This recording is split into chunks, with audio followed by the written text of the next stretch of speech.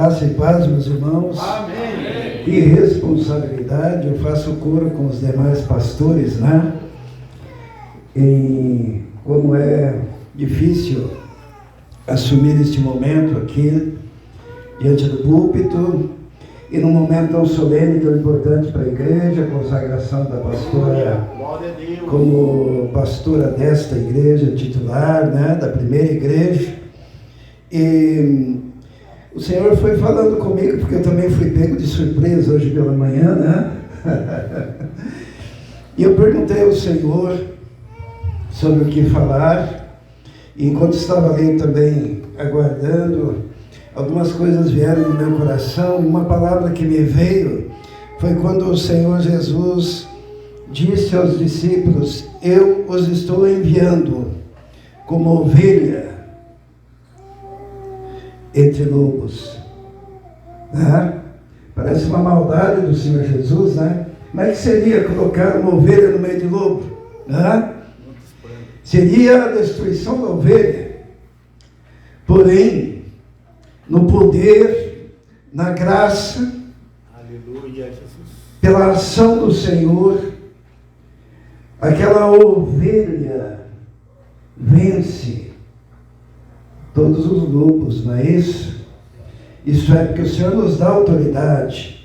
O Senhor Jesus também falou assim: olha, eu lhes dou autoridade para pisardes serpentes e escorpiões e todo o poder do inimigo.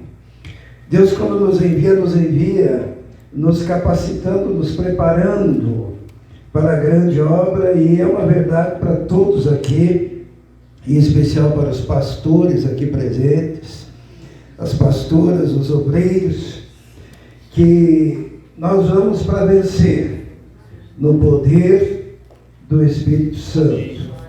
Eu quero trazer hoje uma palavra e convido os irmãos a abrirem as suas Bíblias em Judas. No Judas ele só tem um capítulo. Então é um livro bem pequeno. Judas não é o Judas Iscariotes. Judas é o irmão do Senhor Jesus. Jesus tinha diversos irmãos e irmãs na carne, e um deles foi Judas. Os irmãos de Jesus, a família de Jesus, não cria nele. Quando ele estava naquele período de ministério, antes da sua morte e ressurreição, mas seus irmãos, Tiago, escreveu uma carta, e também Judas, irmão do Senhor, escreveu uma carta. E nós vamos ler então a partir do versículo 3. Judas, versículo 3, diz assim: amados, embora estivesse muito ansioso por lhes escrever acerca da salvação que compartilhamos, senti que era necessário escrever-lhes, insistindo que batalhassem pela fé, que de uma vez por todas foi confiada aos santos. Pois certos homens, cuja condenação já estava sentenciada há muito tempo, infiltraram-se e dissimuladamente no meio de vocês. Estes são ímpios e transformam a graça do nosso Deus em libertinagem e negam Jesus Cristo, nosso único, soberano e Senhor. Ainda vamos ler o versículo 11, que diz assim: ai deles, pois seguiram o caminho de Caim, buscando lucro, caíram no erro de Balaão e foram destruídos na rebelião de Coré.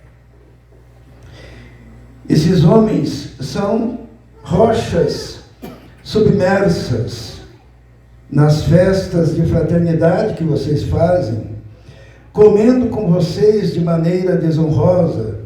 São pastores que só cuidam de si mesmos. São nuvens sem água, impelidas pelo vento, árvores de outono, sem frutos, duas vezes mortas, arrancadas pela raiz. São ondas bravias do mar, espumando seus próprios atos vergonhosos.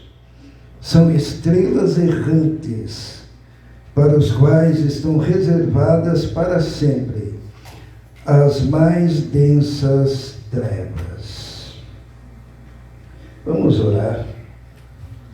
Senhor, é com muito temor e tremor diante de Ti que nós nos colocamos neste momento e pedimos que o Teu Santo Espírito esteja falando conosco, ó Deus, tocando em nossos corações, que possamos ouvir tão somente, Senhor, a Sua voz neste momento. Glória a Deus. Que o Senhor esteja nos abençoando, que essa palavra possa ser revelada, Senhor, em cada coração, porque não faria sentido virmos se não ouvíssemos, ó Deus, tão somente a Sua voz. Abençoa-nos neste momento, em nome de Jesus. Amém. Amém. Os irmãos podem se assentar.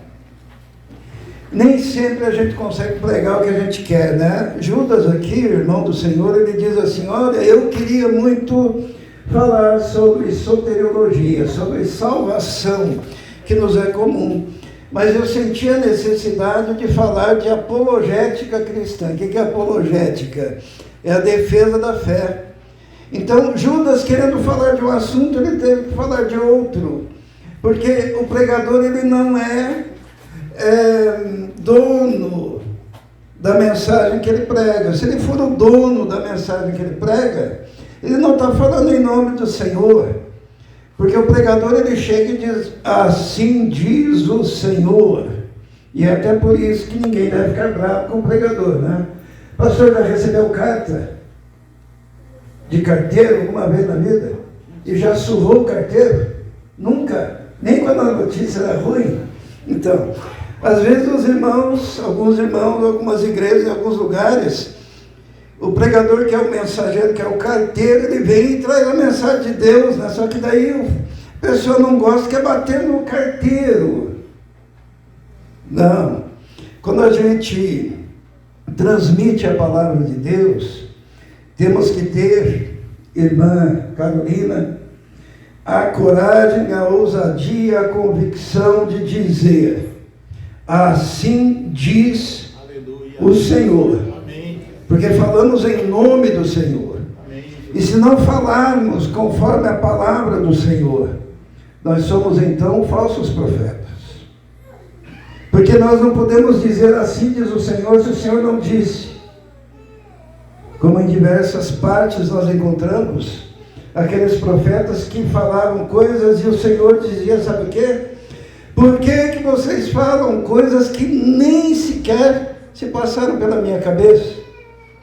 Então aqui, Judas está dizendo: eu queria falar sobre salvação, eu queria falar sobre diversos outros assuntos, mas o Senhor me levou a esse texto, porque para quem está assumindo o ministério, é importante entender que quando se assume o ministério, como pastor, como pastora, a responsabilidade é muito grande.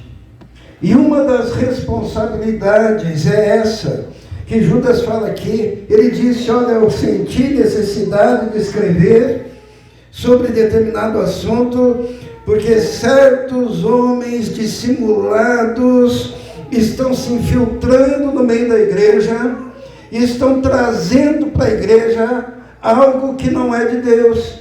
E uma das coisas que o pastor tem que fazer é proteger a igreja do que? Dos lobos devoradores. O apóstolo Paulo, quando ele se despede da igreja de Éfeso, ele diz assim: de Mileto mandei chamar os presbíteros, os bispos, os pastores. E naquela reunião de despedida, ele diz assim para aqueles pastores: cuidem de vocês mesmos e de todo o rebanho ao qual o Espírito Santo me colocou como bispo os colocou como bispos para pastorearem a igreja de Deus, que ele comprou com o seu próprio sangue. Sei que depois da minha partida, lobos devoradores penetrarão no meio do rebanho. Dentre vocês mesmos se levantarão homens que torcerão a verdade, a fim de atrair discípulos. Por isso, vigiem.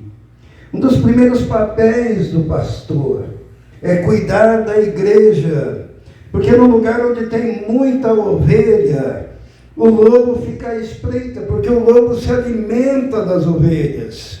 E muitas vezes, esse lobo que fica à espreita, esperando aquela ovelhinha que às vezes se distancia um pouquinho, ela é presa fácil, né? E é papel do pastor.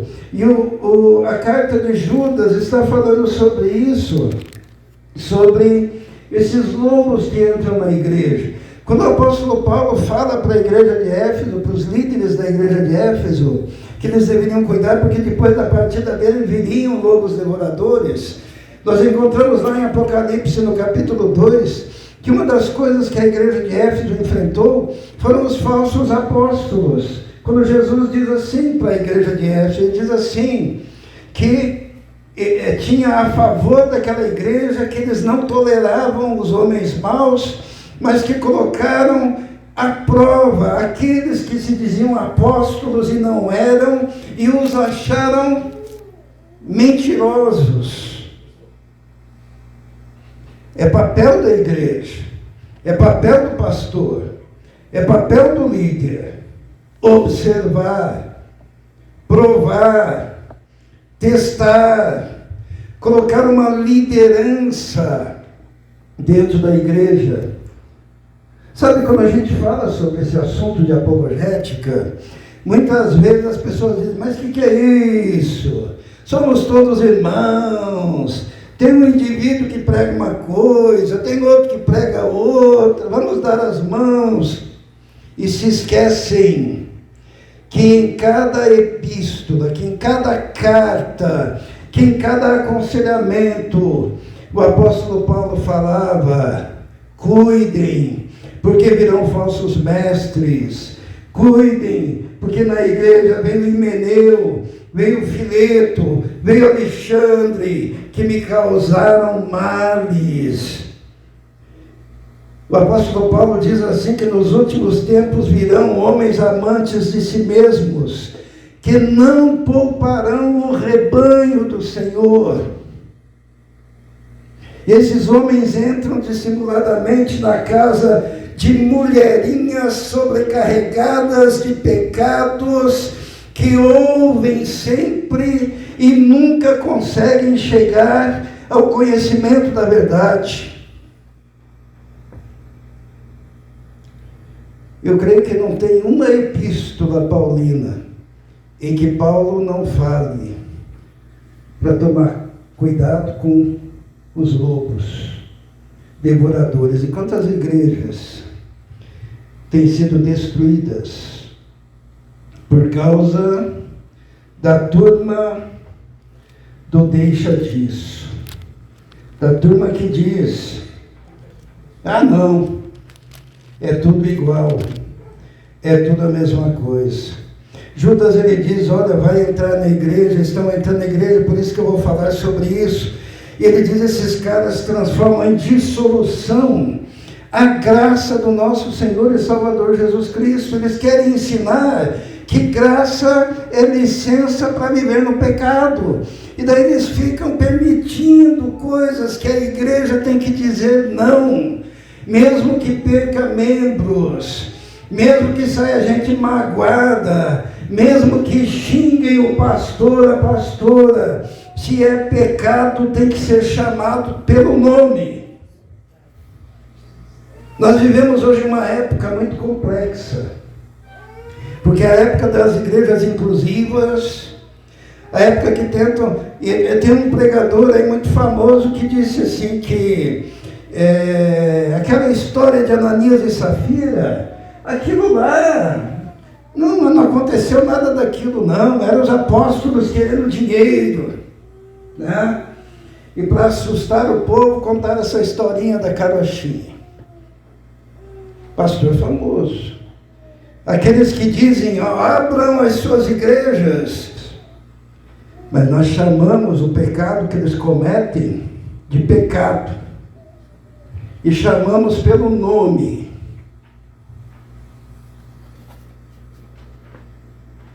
Igreja é o povo remido, lavado, perdoado pelo sangue de Cristo, pela graça. E o rol de membros de uma igreja tem que ser o rol de pessoas que um dia tiveram uma experiência real, verdadeira, transformadora com o nosso Senhor e Salvador Jesus Cristo. O que passa disso é número, que só vai prejudicar a igreja. Judas, quando ele começa a falar desses lobos que entram na igreja, ele fala no versículo 11 o seguinte, ele faz uma comparação, ele diz, ai deles, porque seguiram no caminho de Caim. Primeiro exemplo que usam para a gente entender o que é um lobo que entra na igreja para devorar o rebanho, é que ele é semelhante a Caim. A primeira coisa que nós entendemos em Caim é que Caim, quando foi oferecer um culto, ofereceu o culto que ele queria. Tem gente que acha que culto só tem que ser bonito, né? Mas imagine quando Caim ofereceu uma mesa farta assim, do quê? Dos frutos da terra. Os irmãos já imaginaram assim uma melancia aberta, vermelha, bonita, manga, mexerica, o que mais? Pense assim no fruto da terra, algo bonito, né? Uma mesa farta, multicolorida, aquele cheiro de manga, vamos pensar assim, vamos trazer para a nossa época, né? Aquilo que é agradável aos olhos, é muito legal a gente participar de algo assim muito multicolorido. Mas não agradou a Deus. Agora, o culto que agradou a Deus foi o de Abel. Era uma pedra, um cutelo, uma ovelha degolada, cheio de sangue derramado em cima de uma rocha.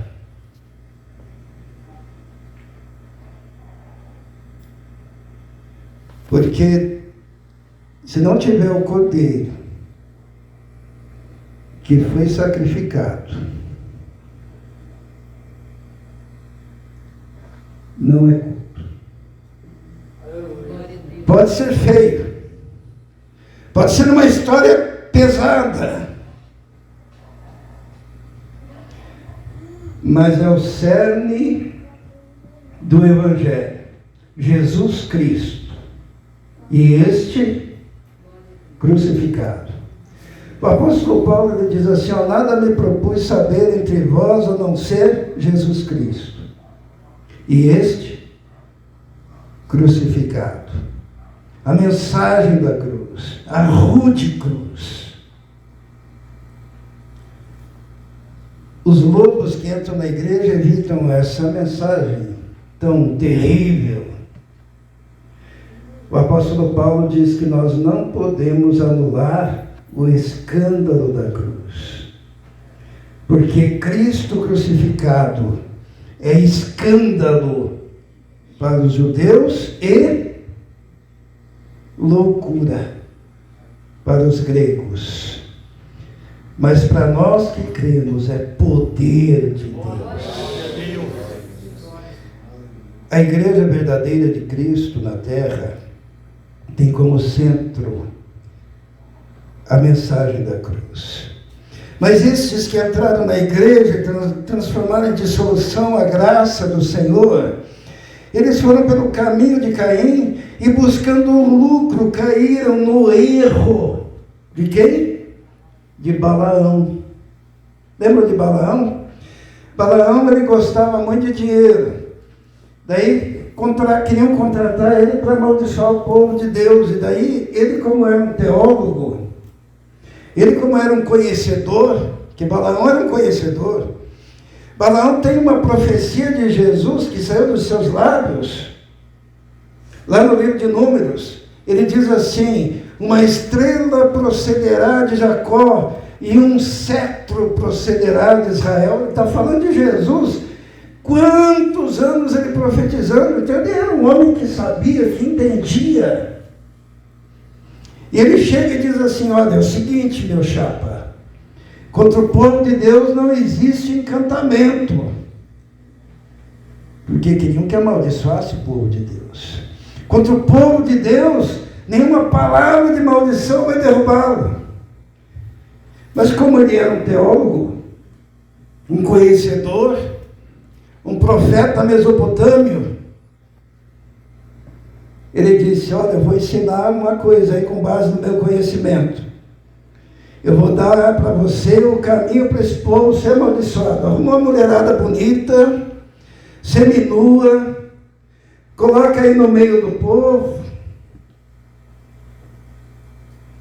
porque daí, ó, eu não posso amaldiçoar o povo, mas se você, inimigo, fizer esse povo pecar,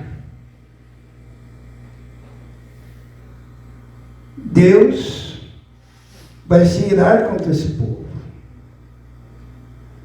E esse povo será destruído. Ele usou o conhecimento que ele tinha a respeito do pecado, a respeito da revelação, a respeito do caráter de Deus, para ganhar dinheiro, visando lucro. Lá no livro de Apocalipse, fala sobre Balaão, ó, estes foram também seguidores de Balaão que ensinou os inimigos a lançar tropeços sobre o povo de Deus. Ser pastor não é apenas ter conhecimento.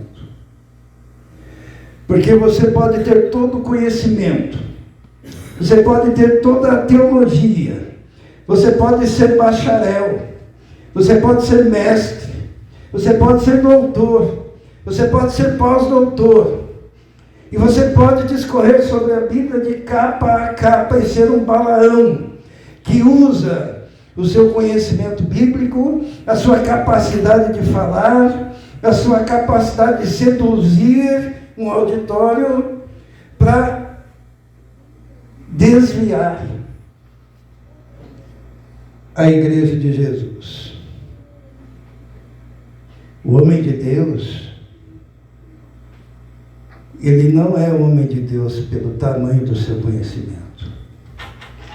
Ele é homem de Deus pelo tamanho da sua devoção, humilde, consagração, entrega absoluta nas mãos de Deus. Esses que entraram na igreja são loucos, são como Balaão, pensam em dinheiro e usam todo o seu conhecimento para ganhar dinheiro. São homens que não têm cheiro de ovelha.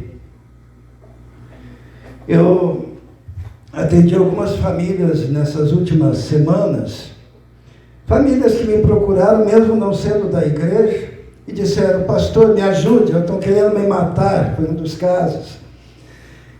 E daí estou indo com arma lá em casa, ameaçando minha filha, minha mulher. E eu falei com o meu pastor, mas o meu pastor, ele disse que ele não pode porque ele não tem tempo. E na verdade eu tenho muita dificuldade de falar com o meu pastor, porque eu tenho que falar com a secretária tem que marcar uma hora para falar com ele, e ele tem que ver na agenda dele se ele vai conseguir um horário. E eu vim falar então com o senhor. Eu fui até lá, enfrentamos uma situação difícil, mas por que eu estou falando isso? É que pastor tem que ter cheiro de pasto e de ovelha. Nós vivemos hoje uma época em que o pastor não quer ter cheiro de ovelha, que o pastor tem que estar lá no meio das ovelhas, o pastor tem que ir atrás da perdida, ele tem que subir os montes para resgatar aquela que está lá longe, ele tem que ir à beira do penhasco e puxar aquela que está caindo. A perdida, diz lá Ezequiel, buscarei, a quebrada ligarei, a desgarrada tornarei a trazer, a ferida sararei.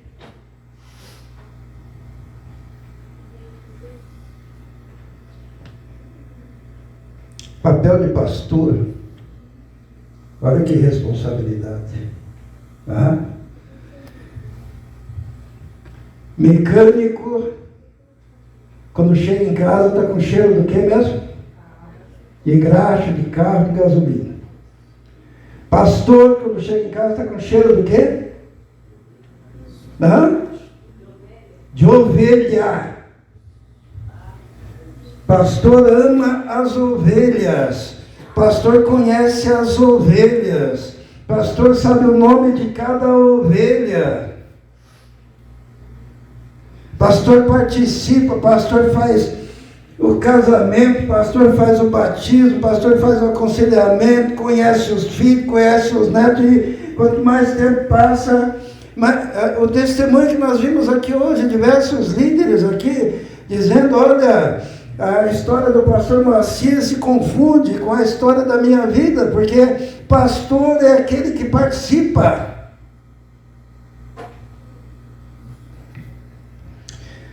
E o mundo está muito cheio de balaões. E o terceiro exemplo, foram destruídos na rebelião de Coré. Se tem um tipo de lobo que prejudica a igreja, é o tal do Coré, né? O pastor falou agora há pouco. Porque como é que foi a história de Coré? Coré, ele começou com uma mensagem dizendo, todo mundo é igual. Se Moisés é de Deus, eu também sou, e você também é, e aquele também é. E por que esses líderes querem se tornar grandes no nosso meio? O Coré falou com Datã e Abirão.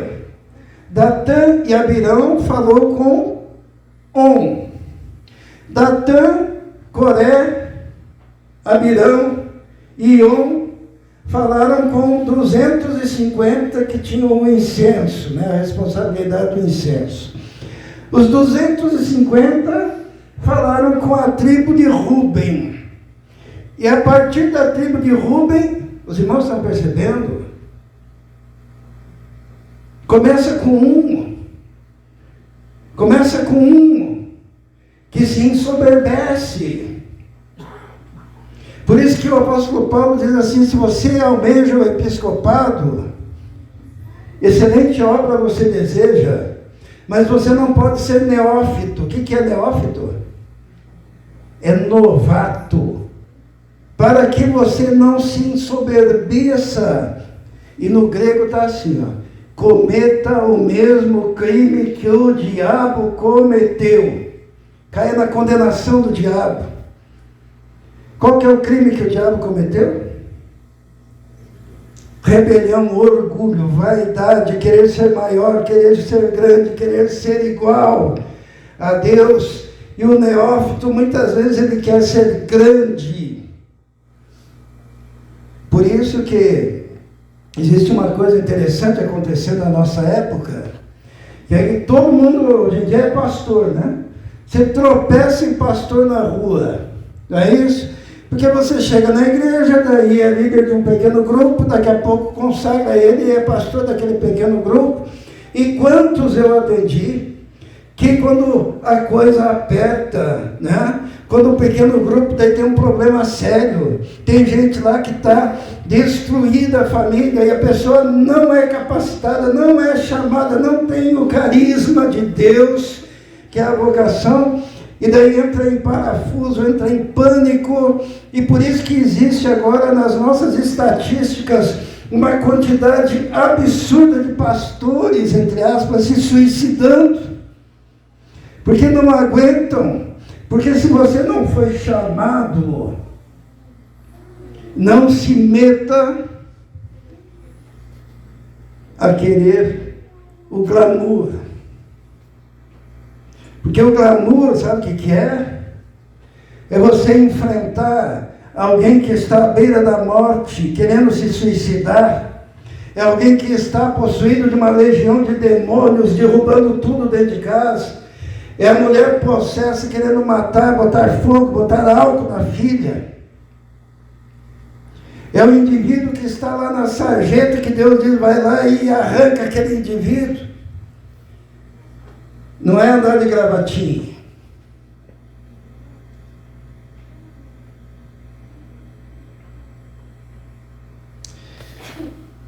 Quando acontece isso na igreja, é terrível, porque um contamina, e contamina, e contamina, contamina, e sempre é falando do líder. Esses que entraram na igreja, que lobos, que Judas fala, tinham o perfil também de Coré.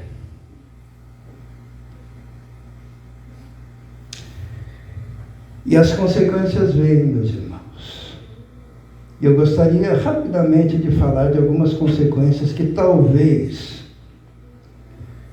alguém aqui já tenha sido vítima de uma dessas consequências.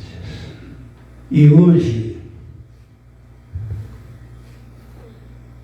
o Senhor Jesus, Ele quer curar. Porque sabe, pastora, a gente, é mais fácil enfrentar lobo do que as consequências pequenas que resultam desse angu de caroço aí. O Salmo 23 tem um versículo que fala algo muito interessante, que fala assim: unges, que o Senhor é o meu pastor e nada me faltará, deitar-me faz em pastos verdejantes, guia-me mansamente às águas tranquilas, refrigera minha alma. Mas tem um versículo que diz assim: unges a minha cabeça com óleo, e o meu cálice se transporta. E havia uma prática entre os pastores aí de pasto mesmo, porque a figura é de um pastor, né, que cuida de ovelhas, que ele cuidava para que os lobos não se aproximassem, mas tem um período em que aquelas ovelhas são atacadas, sabe por quê? Por mosca. Por mosca. E elas ficam dizendo, e são mosquinhas, porque a gente não liga para a mosquinha, né? A gente quer brigar com o lobo.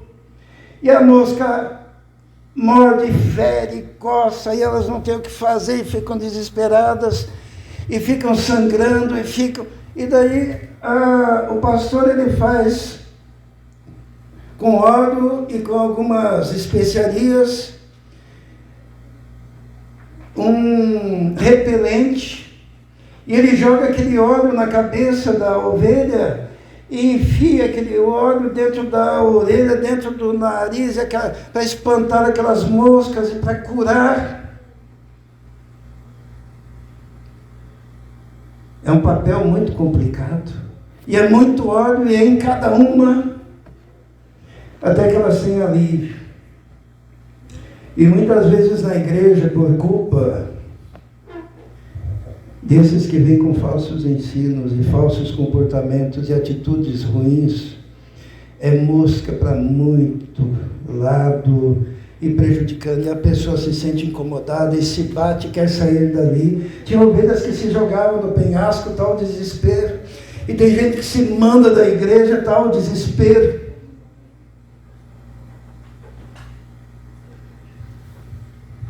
E o Senhor, Ele quer jogar óleo sobre a sua cabeça e curar as suas feridas, porque Ele é o sumo pastor. Ele quer uma igreja sarada, curada, liberta. E essas coisinhas pequenas são terríveis, No versículo 11 diz assim, ai deles, né, porque foram pelo caminho de Caim, Balaão e Coré. Mas no 12 diz assim, esses homens são rochas submersas. Só vou falar mais nesse ponto, porque tem diversos pontos aqui, né? Rochas submersas, pastores que apacentam a si mesmos, nuvens em águas, árvores triplamente mortas, mas rochas submersas são os recifes. Sabe quando a embarcação da gente está indo e tem rochas, tem recifes, e bate no casco do navio da nossa fé? E é bem nos encontros de fraternidade, nos agapais, nas reuniões do dia a dia da igreja. E há uma ferida aqui, a gente não liga, outra ferida ali, a gente não liga, bate ali um pouco mais na frente, a gente não liga. E o casco do navio da nossa vida e da nossa fé vai sendo avariado aos poucos, aos poucos, aos poucos. Até que num dado momento há o naufrágio e as embarcações mais fracas sucumbem. Papel do pastor também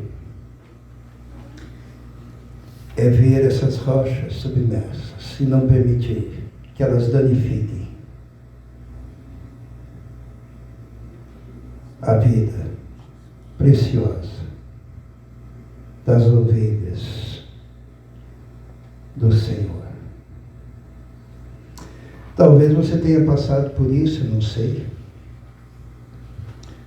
Talvez você traga no coração marcas de choques que você teve dentro da igreja, de conflitos que não foram tratados muitas vezes, que o fizeram distanciar-se do Senhor. Mas em nome do Senhor Jesus, hoje Ele chama você para dizer assim, Senhor, sara as feridas do meu coração. Joga o teu óleo sobre mim. Limpa-me das mágoas, das dores e dos ressentimentos. Feche os seus olhos, convido que você feche os seus olhos neste momento. Glória a Deus. Que você se coloque nesse momento diante do Senhor, diante do altar do Senhor, porque Jesus, Ele estende a mão neste momento para você e diz, olha, eu quero te tocar, eu quero te sarar, eu quero te libertar, eu quero te atrair com amor. O Senhor está te chamando. E se você sente o chamado de Deus nessa noite, eu convido que você levante uma de suas mãos. Você estará dizendo assim, olha, eu já fui ferido, mas hoje eu quero ser curado. Eu trago uma mágoa no meu coração de algo há muito tempo, mas eu quero que o Senhor me toque, me liberte neste momento. Há alguém nesta noite que quer voltar aos braços do sumo pastor? Amém. Pode baixar a sua mão. Pode baixar. Há mais alguém que gostaria de fazer isso? De dizer, Senhor, receba-me novamente nos seus braços. Derrama o teu bálsamo sobre mim. Limpa o meu coração. Há mais alguém? Corajosamente levante a sua mão. Nós não queremos envergonhar ninguém, nós só queremos que esse seja um sinal, um marco do seu compromisso com o Senhor. Faça isso corajosamente, neste momento. Porque, amém, pode baixar a sua mão. A palavra de Deus diz assim, hoje, se ouvirdes a sua voz, não endureçais os vossos corações. Deus nos dá oportunidades de reconciliação e mudança. E o dia é hoje. Há mais alguém? queira levantar a sua mão. Convido a igreja a se colocar em pé neste momento. Toda a igreja se coloque em pé neste momento. Eu vou convidar o pastor, a pastora Carolina, para que ore. Dois irmãos levantaram as suas mãos e reconheceram a necessidade que tem desse óleo, desse bálsamo, dessa cura. E eu convido a irmã que esteja orando, intercedendo pela vida deles, neste momento.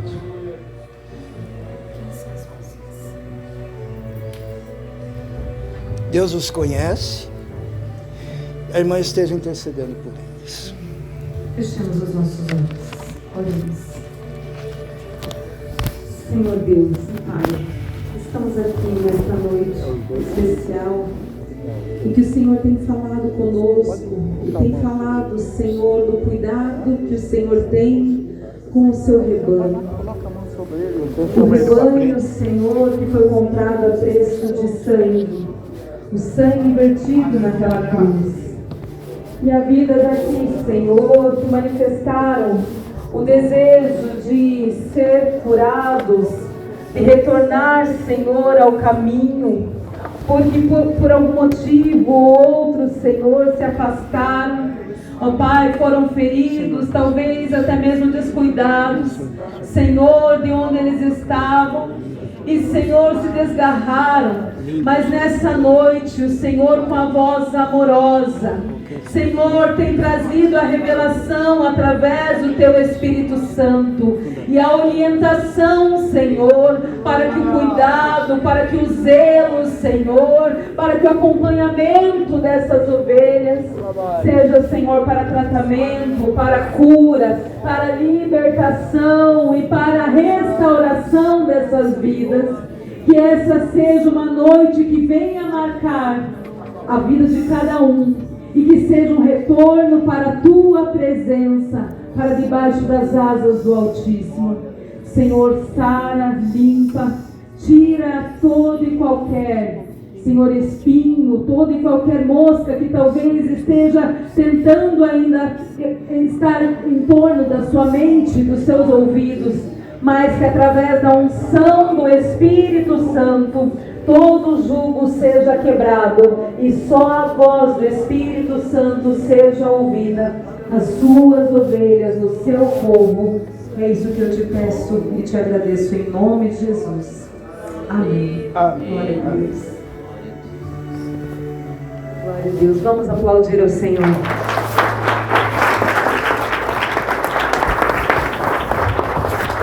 Mais uma vez, obrigado, pastor. Obrigado. Graças a Deus.